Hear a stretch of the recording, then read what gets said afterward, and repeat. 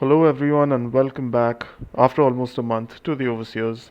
I'm Troilios, joined as usual by my co host Nightwing, and we are back to bring you the latest about the Overwatch League and share our thoughts on everything related to Tier 1. Before we get started, just remember that you can join our Discord server, which I've linked in the description below, and join us in talking about Overwatch esports live, I guess. So, today we are going to catch up on a lot of roster moves that we missed out talking about in the past month just because we were busy with IRL stuff. And we'll also go over what has happened in the Summer Showdown so far, just to give you guys the lowdown in case you've been missing anything as well. Let's kick things off with the Summer Showdown stuff actually. And let's talk about the most glaringly obvious thing, I guess, which is that the San Francisco Shock are currently the best team in the Summer Showdown and potentially overall in the league.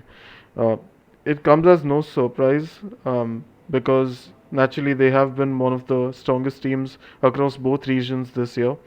And I think a lot of the success in this meta has come because of the flexibility within the roster.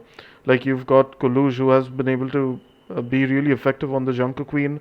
You've got Proper who's just an absolutely god tier Genji. Kilo has been consistent on the Sojourn. Violet has actually groomed himself into a really good Lucio player, and Finn has just because of his mechanics and positioning sense has been quite good on the Brigitte.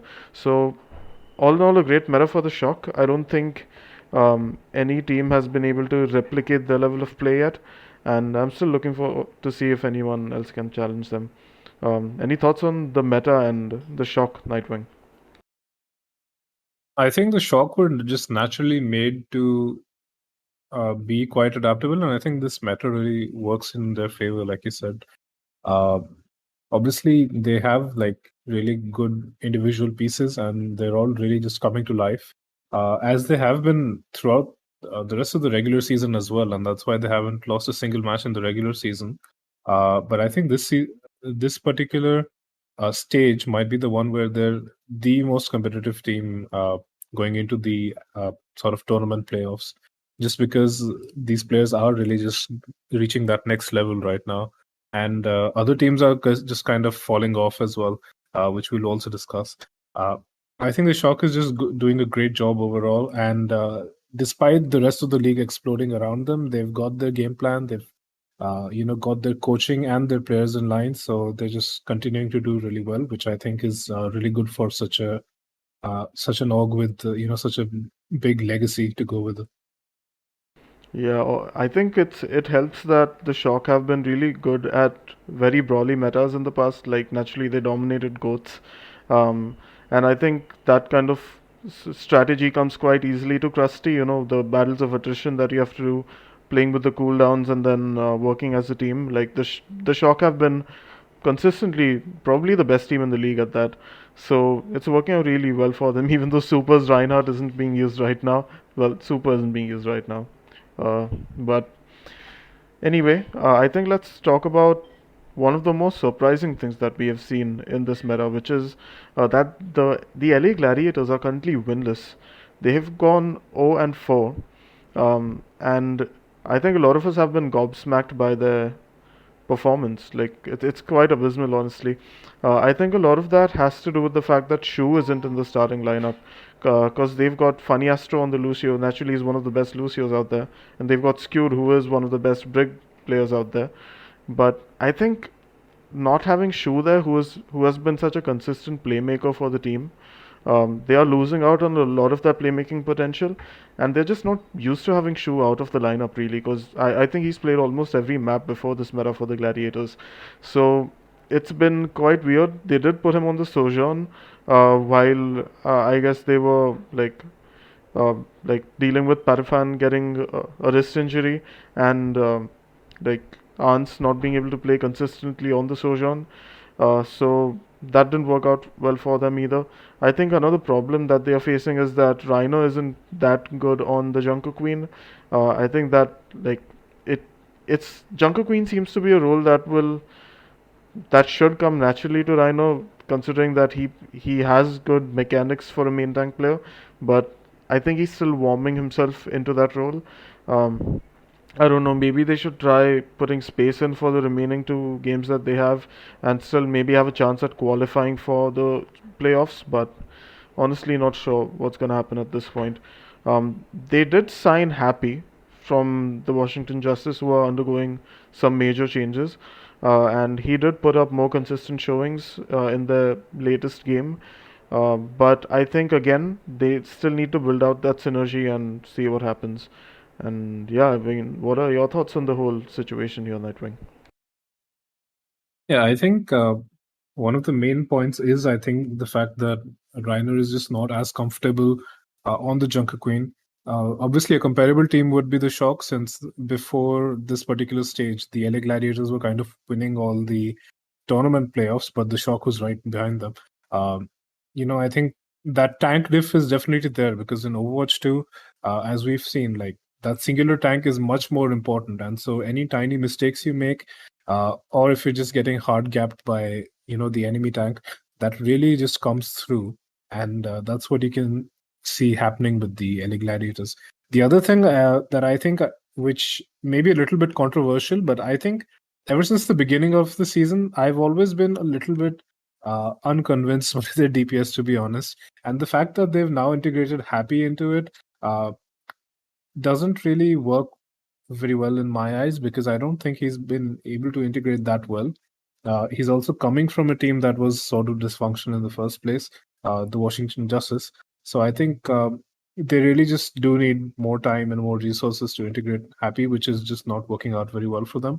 Uh, their current players, obviously, Patifan is unable to play due to his, obviously health issues, and that is another clutch factor that I think they're just missing out on. I did have my fair share of doubts with Patifan, but he has consistently proven himself, and his presence is surely missed, I think, by the LA Gladiators, because they've lost another sort of clutch factor. And like you said, Proyas, Shu not being in there, something that's been carrying them for multiple seasons now, as this was very much a clear trend in the last season as well, where Shu would just come out of nowhere and get random clutch kills. That's again not here in this meta because they're not fielding Shu. So I think a lot of these factors just make the LA Gladiators really unfocused, and it's almost like they're dealing with a brand new team, because the tank line is not really stable at the moment due to Reiner's lack of experience on the Junker Queen. The support line is sort of functioning differently as well, and the DPS have changed. So I think the LA Gladiators are sort of all over the place at the moment, but they were able to coach themselves into being a really good team in the off season. So they might just still be able to get back to a more competitive level. If not in this tournament cycle, maybe by the next tournament cycle. I mean, they're still gonna ruin my crystal ball picks, I believe, because I put the Gladiators and the Shock in there from the NA region. But anyway, they've got bigger issues to deal with than ruining one man's crystal ball picks. Although I'm pretty sure nearly everyone has picked that team. But let's again talk about one more surprising team, which is the Vancouver Titans, which got not just their first but even their second win of the season in this meta. And I think a lot of that can be attributed to the signing of King, who is their new flex DPS player. They got rid of Shockwave and I guess thought that they needed more firepower on the flex DPS role and shifted Mirror onto the tank role. So in this meta, Mirror has been playing the Junker Queen, even though False is naturally the main kind of tank player. Mirror has been doing quite well on the Junker Queen. He's got the mechanics. He has always been a hyper flexible player, and I think him switching to the tank role opens up a nice niche for King to be in there. King has like he's he's been quite good on heroes like the Genji, which is like what he's playing in this meta. Back even when he was in contenders, and King is can also play those funny heroes. He can even play the Doomfist, so I could see him potentially subbing in on the Doomfist instead of Mirror at times. Uh, and I think the team has just kind of found their footing, especially with Deepe being at the helm now. Flubby and Pew were released probably because naturally they didn't do anything for the team in the past 2 years. And Deepe, I guess he has worked with Mirror in the past and is able to put him kind of almost onto a leadership role. And you can kind of see how much that means to Mirror. You know, you can see his expressions, you can see him being vocal in game uh, on the camera. So I think it's working out well for the team. They might potentially get even more wins in the upcoming week, but more on that later. And yeah, before we proceed, just I'll get your thoughts on the Titan situation, Nightwing. I mean, there's really no downside to whatever is happening with the Vancouver Titans because they'd already hit basically rock bottom so far. So I am genuinely liking the much higher just degree of play coming out from the entire team. Like you said, I think Mirror is really tying it all together alongside DPS coaching because they did genuinely have some decent pieces and they were just not able to execute it very well. I think partly because of a lack of cohesion in the team, and I think with DPS experience, the team has finally had some time to just work together with each other and show what they're capable of. Um, to be honest, I haven't watched enough of King to make a solid opinion on him, but I think the rest of the players that they do have are genuinely good players. That will be able to put performances up that are genuinely impressive. Uh, it's just that they did not have the opportunity and the right environment to do so in the past. And I think this is probably close to the highest potential you'll see coming out of many of these players, which I think is really impressive. Uh, Considering before this, they were all basically one foot in the door into the retirement home. So I think, good stuff coming out from the Titans. Yep. And I think let's talk a little bit about the APAC region as well. It's not been as eventful as any, but I think it's worth mentioning that the Seoul Dynasty and the Shanghai Dragons have both not dropped a single map and have won two matches so far. It's honestly not surprising that the Seoul Dynasty have done it, but it's good to see the Shanghai Dragons also kind of maintaining this kind of upward streak they've been on. They weren't necessarily the most consistent team in the kickoff clash. They kind of got back on the horse during the mid-season madness tournament, and now they seem to be in a pretty good place to make it to the top two in APAC. So I think all in all, this meta is once again really suitable for both of these teams. They have got really good tank players at the helm. You know, Void and Smurf have both been really good on the Junker Queen. They've had their kind of Genji specialists, that is Stalker for Soul and Who Are You for the Dragons, playing kind of their signature hero. They've got Lip and Fitz, which are both really good hit scans on the Sojourn. Both have got they've got Liege Gon and Vindime, both really aggressive.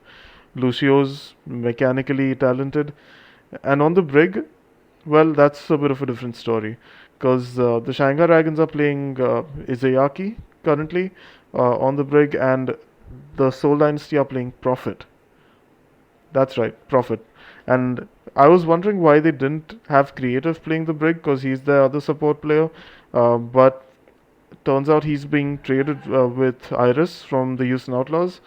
So maybe that's why Prophet was on there. And I mean, we can't discount the fact that Prophet was a really good brig back during the Goats meta. So I think it makes a whole lot of sense for the team. And all in all, both these teams are just flourishing right now. They are undoubtedly the two like most consistent teams in APAC, and I think their success is just going to continue from here on. So I think the most surprising part for me from all of this is that I was pleasantly surprised by how effective Izayaki was on the brig because I don't think we've seen too much of Izayaki's brig in the league. Correct me if I'm wrong. Uh, Yeah. and obviously, he's a really talented player and has an insane amount of skill, probably top three in the world right now uh, on flex support. But I didn't really expect Brig to be sort of tool in his toolbox, which really surprised me. I think some of the Seoul Dynasty and Shanghai's, uh, highlighted 3-0 success in both matches is just because the other teams that they played against were failing harder uh, than they really should be. For example, you look at both of these teams played the Hangzhou Spark, and that team was basically all over the place. I feel because I felt like Irony. unlike Izayaki, is not a flex support that could really play the rig very well. And I didn't really get convinced by Bernard's Junker Queen either.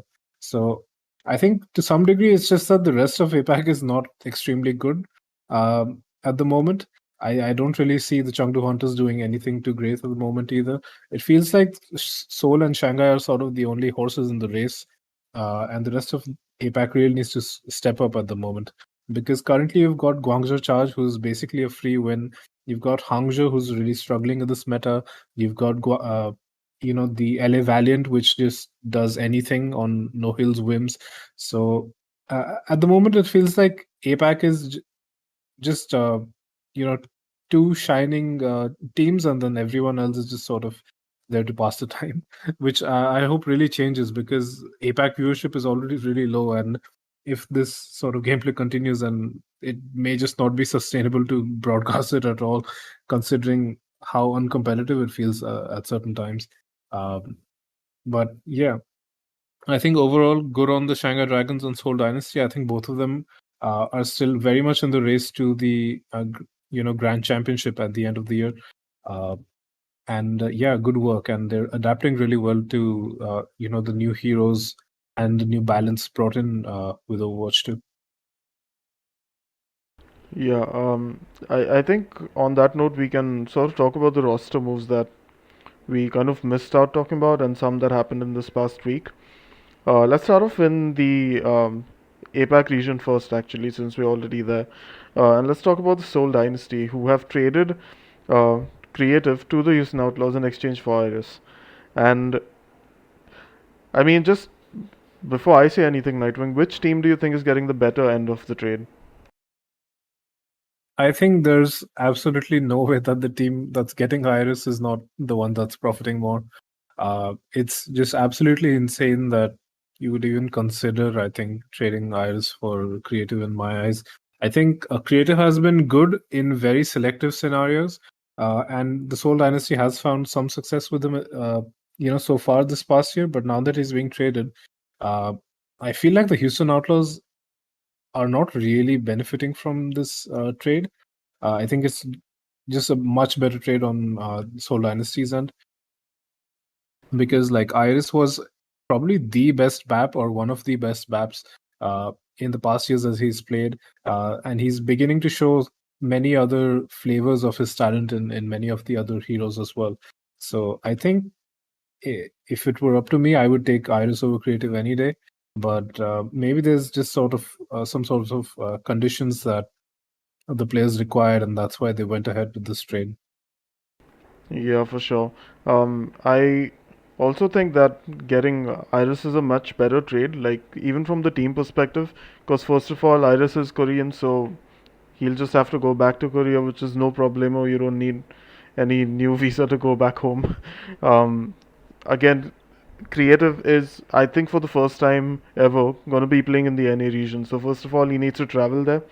Secondly, he needs to play on a team that speaks primarily in English, like their calls are made in English. So he needs to adapt to that because he's just used to Korean right now. Um, and obviously, Iris is probably a tier above Creative in terms of flex support play. So definitely, I agree that Houston Outlaws are getting the better end of the deal. And just before we talk about the Outlaws themselves, just a side note, because I don't think this really deserves to be discussed separately, but the Spark have released Liga from the roster. He's played like two maps for them and has almost been a non-factor, so I think we can just skip talking about that, right, Nightwing? Yeah, I mean, I don't want to spend too long on this because eventually he was kind of inconsequential in the Sparks journey.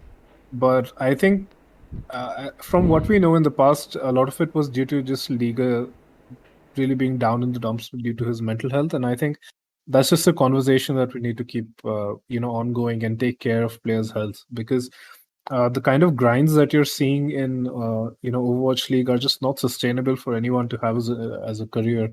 Regardless of how much ever they're paid or not paid. Um, I think we just have to move to a more sustainable model where these players don't struggle mentally as much and are able to, uh, you know, repatriate to different countries and just have a better work-life balance than what we're making them do right now, because these are young kids and we're uh, basically for our entertainment we're making them work way more hours for the same amount of money that anyone working a normal job would. But that said, I think in Liga's case it is individual and it has been an ongoing issue, so I can totally understand why they would release him. uh, it's just something I hope is not replicated in the future, and players are better looked after, especially with all the extremely terrible management and very quick releases that have been happening all over, as we'll see in this episode. And as if you've been following the Overwatch League, you must have seen in the past month. Yeah, I just went for the tissue when you spoke about work-life balance. But anyway, let's move on and talk about the Outlaws, whom we were anyway just discussing about. Not only have they done this Iris creative trade, but they've also released Piggy, and they've signed two new players who are Lep and Doge. Now, these are both Western players. Lep is a um, main sub. Wait, is Lep the main? I keep getting confused between these two players. Lep is the tank player. No, is he? Hang on. Dude, I get Lep so is the confused. support player. Lep is a Lep support is player. the My support bad. player. Doge is the tank. I'm so Yeah. sorry. Yeah, so Doge is the tank player, off tank player, and Lep is the main support. Um, so yeah, these two players coming in have kind of reinvigorated the team a little bit in terms of their play style. I can see from their kind of version of Jotes that they are very proactive players. I can see that the team is playing a lot more aggressively than they would when Piggy was in the lineup or even when Dante is playing. So you can see Doge bringing out a really aggressive Junker Queen. Lep also working on, using that speed boost a whole lot more than the healing boost. So I think it's steering the team in a very interesting direction. I can't say for sure whether the signing has been good or bad yet. I did feel bad that Piggy was released. I don't know the reason behind it, but yeah, I guess we'll just have to wait and watch honestly, because right now I can't exactly tell what the Outlaws are doing with this lineup. Because they released Piggy, they get two players in. I guess Piggy probably covered the salary for two new signings, and they needed a main support because naturally they just had Lastro and Iris, who were both flex support players. So another thing I am happy about is that Lastro and Creative will most probably handle the flex support role, and they have a dedicated main support now, which I think is always a good thing. And more teams are realizing that right now. So good for the Outlaws, and we'll just have to wait and watch. Thoughts, Nightwing? Oh, I guess Nightwing is just busy or something. Anyway, I think I'll just talk about the next team. I guess Nightwing is AFK. Oh, Okay, are wait, you I'm back? back. Okay, good. Yeah. Okay. So my thoughts on the Houston Outlaws. Honestly, I'm not loving the new signings. I think they're playing not so well, like pretty badly. They got schooled by London, and like they haven't. Like they also lost to the NYXL, which I did not expect in a million years, uh, because the NYXL themselves were also struggling really hard. Uh, I don't really like love them getting rid of Piggy. Like Dante can only do so much, and you could definitely see those weaknesses even when he was just playing the Doom. Uh, I don't really think the Junker Queen is as inspiring as some of these other players in the league, to be honest. I just feel like the Houston Outlaws could be making much better decisions. Maybe they need some more time to integrate these players into the system, as they try to make it, more NA based instead of Korea based. But overall, I just feel like the Houston Outlaws are kind of taking a step backwards. I think ever since the previous season, they've just slowly been treading backwards in terms of their, realizing their potential, and that's just beginning to kind of bite them on their ankles at this time, at this point. Yeah, very fair points. Honestly, even I think nobody really expected the NYXL loss either. But I guess that's just how long it takes to onboard new players into your team structure. And yeah, just speaking of new players being signed and new main supports coming in, let's talk about the NYXL. They recently signed Ansun J, who, if you guys remember, played main support for the Toronto Defiant last year, and they also released Myeonbong and their head coach Kuki. Now, not having a head coach is quite problematic, and it's kind of showing in their gameplay. Like, don't let the win against the Houston Outlaws fool you guys. Um, but with Myeonbong out, I think they have lost out. Not lost out. I would say they've gotten rid of seemingly what was the problem within their lineup as per insider information. And Ansunje being there as a dedicated main support, I think, is a good signing because I was quite high on Ansunje after watching him in contenders before he joined the Overwatch League. Granted, he didn't do as well on the Toronto Defiant, but I think he was always a decent main support.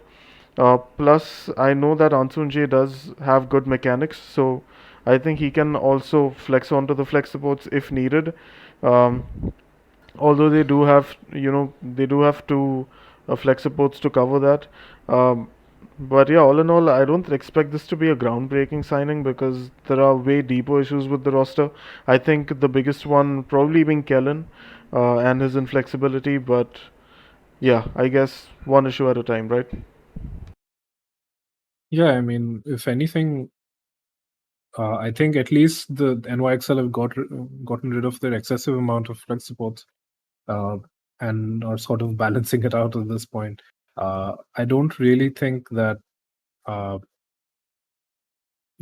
getting rid of Cookie is the best idea, but as far as I understand, he was running a very sort of regimented system, and maybe that doesn't sit very well with the players or the management.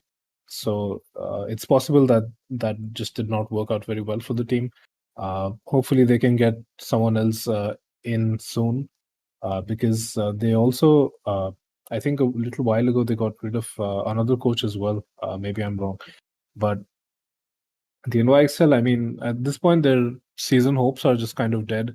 So they're almost an inconsequential team. So the best they can do is just step up their gameplay and try to remain on the roster, sail it through till next season.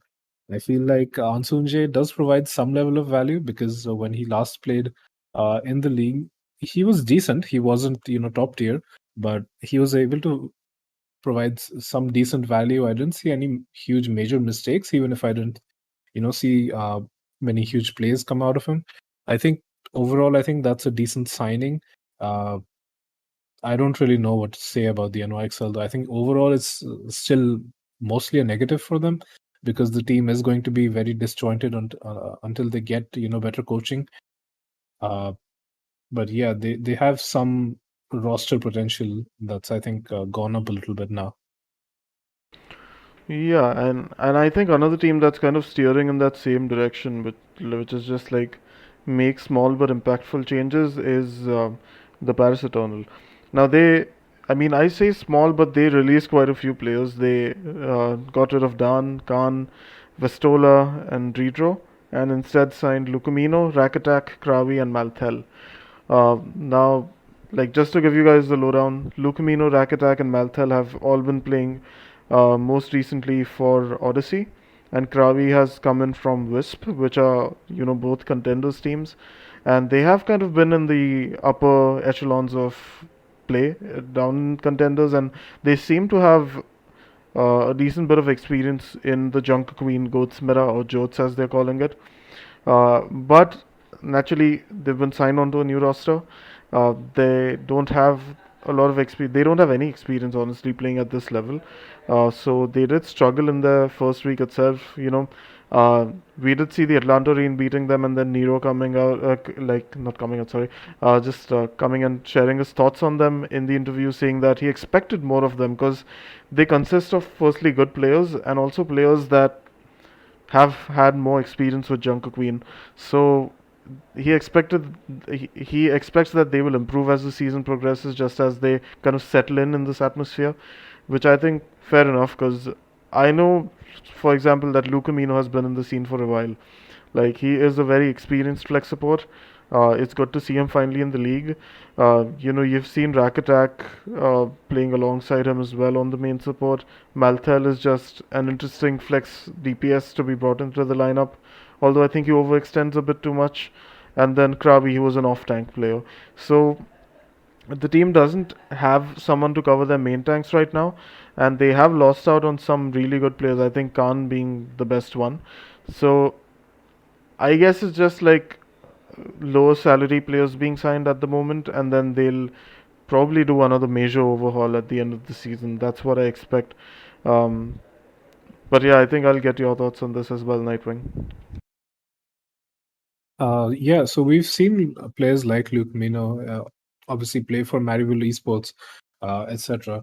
And I think it was either with or against Kalush when Kalush was also in collegiate. It's one of the two. Uh, so, players like these have been working in collegiate as well as contenders and all these Mayhem Classic tournaments. Basically, any tournament you can find, they've been trying to get their hands on it and show that they really are made of some good stuff. Going into the league, though, I think, like you said, Prolius, they probably signed just because the entire league is going through some sort of budgetary issue based off of the absolute implosions that we're seeing left and right. Uh, and I mean, it cannot be a coincidence that like every single team is making such strange decisions at the same time. Obviously, there was a deadline. I think somewhere around 18th August, where after which you could not sign any new players to the league for this season. So maybe that's why they did it. But overall, I think these players are just sort of to fill the gaps in. I don't I mean, they do have some level of potential, but at this point, I don't feel like it's really worth getting into uh, what they can or not cannot do this season. If they're able to show that they're still made of some good stuff, get a few wins here and there, then maybe they'll get another chance to get signed next year. But the Paris Eternals' hopes as a whole for this year are pretty much just gone out the window at this point because the previous roster was not able to execute whatsoever. So at this point, I think I'm just waiting and watching to see some nice individual plays coming out of these teams playing some other lower seeded teams, maybe like the Justice or the Titans, etc. Uh, I think the Paris Eternal are sort of even lower than those teams, but if this roster does continue to improve a little bit, because these are just rookies fresh out of the blocks, so maybe once they improve a little bit, they'll be able to get some more wins. Yeah, I think it's going to be a massive uphill battle for this team because, as far as I'm concerned, the Paris Eternal are the worst team in the league at this point. In terms of level of play as well as just like being horribly inconsistent, They do have these fights where they look really organized and, I don't know, just explode. And then there are times when they're just all over the place, which is most of the time. So they really need to get their stuff together. But I think let's move on and talk about the London Spitfire, who wasted no time in grabbing Khan and signing him as soon as they heard that Paris were releasing him. And to make kind of budgetary space for him, they released their assistant coach, Spilo. And I think, Nightwing, you should share your thoughts on this first. Yes, I know Proteus has been following Spilo probably a lot closer than I have. I think overall, Spilo must have been providing some good value to the team. He has been, making decent content here and there as well, privately, as far as I understand. But I would probably take Khan over an assistant coach pretty much any day, unless it's like a legendary uh, coach that you're getting as an assistant coach, like 9K or something. Um, I think this is a pretty good move from the London Spitfire, and this keeps that momentum going. Getting a newbie into the roster will just keep that honeymoon phase going for the team. Uh, because obviously Khan is incredibly skilled, even if he was not able to show that he was in this, previous team. Uh, he was able to do that in the previous season. I think Khan can definitely have a redemption here, and continue to show that he is genuinely a good flex support, regardless of whatever team he might be on. The London Spitfire started off slow, but they're really gaining momentum, and sometimes they just absolutely body any teams that are not the absolute top tier. Like you saw them just rolling the Houston Outlaws as well with a 3-0. So I think good move from the London Spitfire. Yeah, I mean, it really sucks for Spilo to be released, and I know because I think he's a really good coach. Like, if you guys want to check out his work, you can search for Stormcrow Productions on YouTube.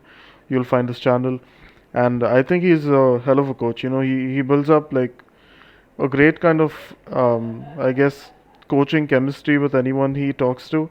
I feel he just kind of everyone that talks to him just feels like they're his best friend, and they are sitting down and talking about all the poor life choices they've made.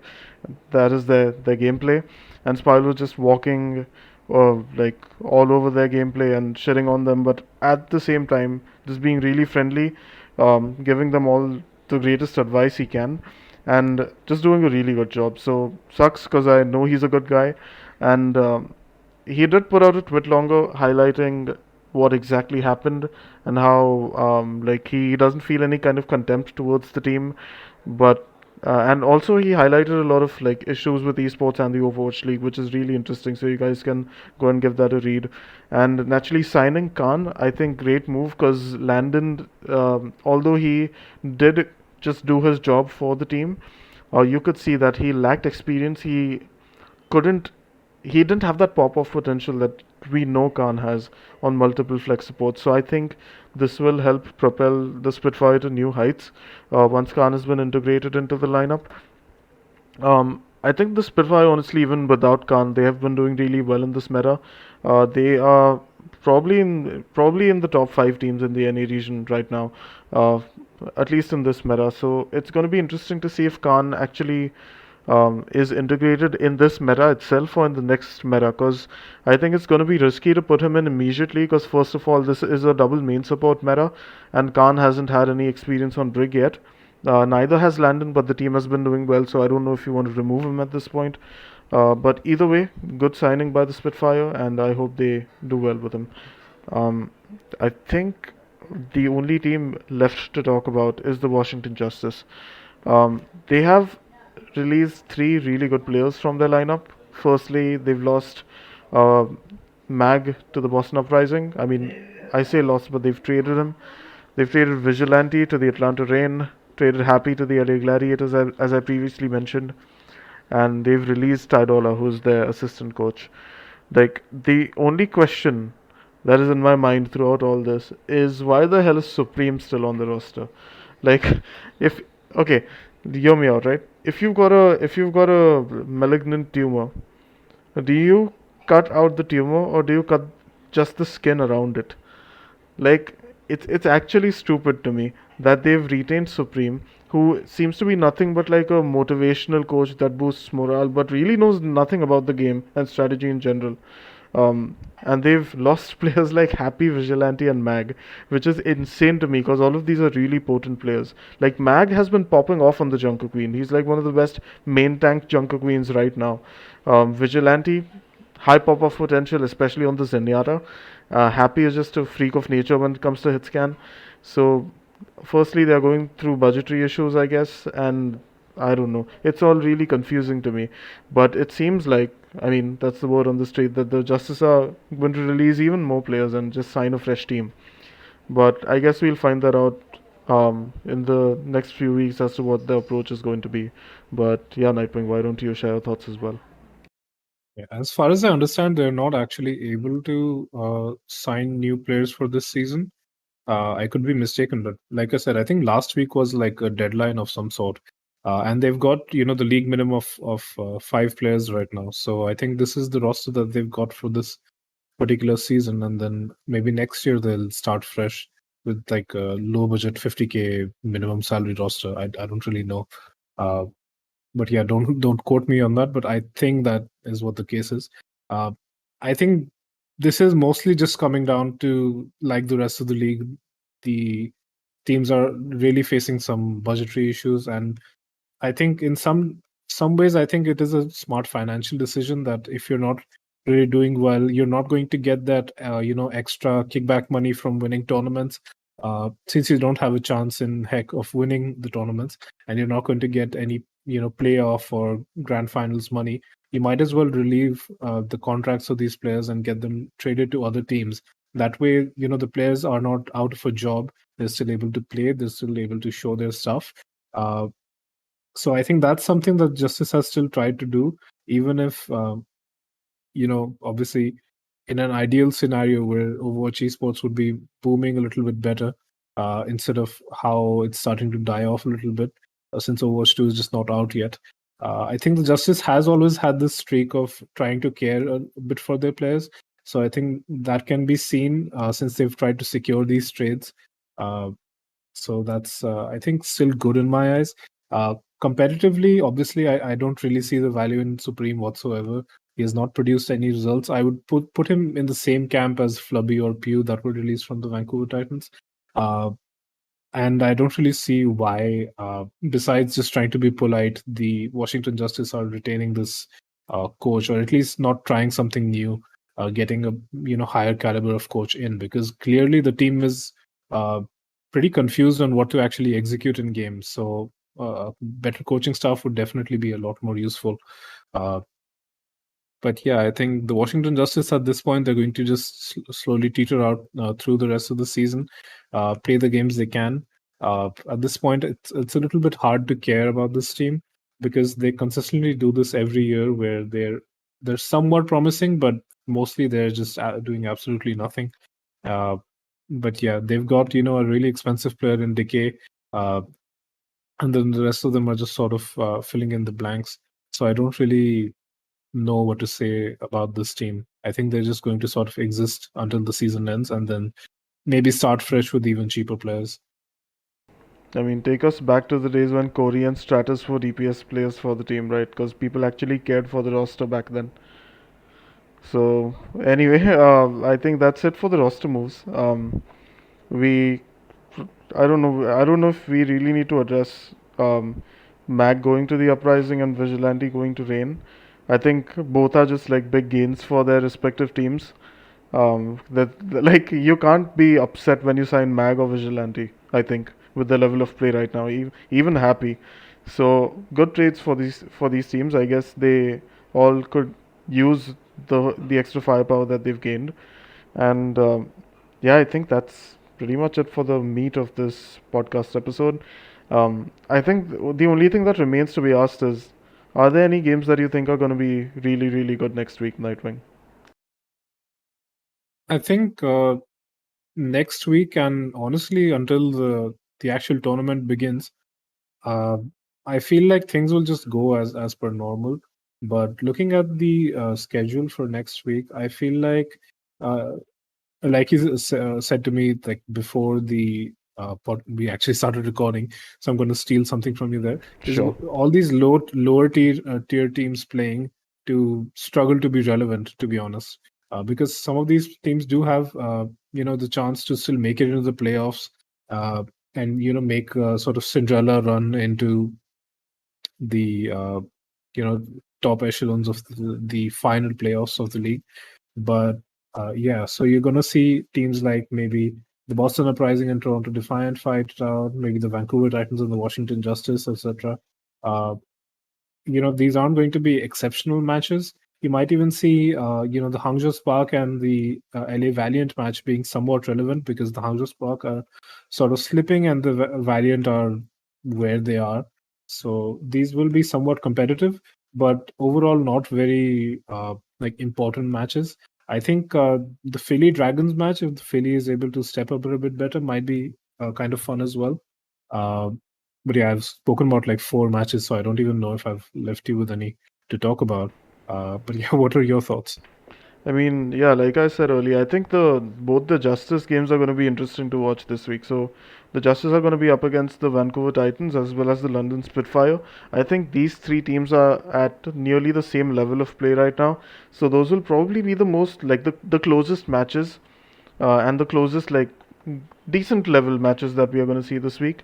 Because I guess all these three teams have gotten some good wins. Not all of them have been against strong teams, but nonetheless, they've gotten those wins, and it's going to be fun to see which of them actually like proves to be better than the rest. And over on the APAC side, I don't think there are any like the only teams that I would probably be excited about clashing against each other are the Dragons and the Dynasty, but their match is in week 4, so nothing really, nothing really exciting as of this point. I think, uh, in general, you can just enjoy watching the Dragons and the Hunters going up against each other on the last day. That's probably going to be the closest match, in my opinion. And yeah, I think it's still going to be fun Overwatch, but if you're looking for like the highest tiers of play, then maybe this week is not for you. And yeah, I think that's pretty much all we had to talk about. So yeah, before we sign off, guys, just remember if you liked our analysis, just leave us a like. Drop your thoughts down in the comments because we did share a lot of things with you guys today. We would love to hear your opinions on things as well and see if, we are thinking alike or a bit differently, both of which are fine.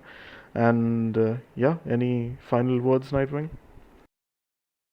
Yeah, I think if you want to see higher level Overwatch, maybe just go back and watch the Shock Gladiators match. But even that wasn't particularly close, so I don't know. I think maybe go back and watch previous seasons of Overwatch League, or live your life, touch some grass. Uh, the league isn't going anywhere. Oh yeah, for sure. All right. I guess that concludes it for this episode. Thanks a lot for watching, and we'll see you next week. Bye bye.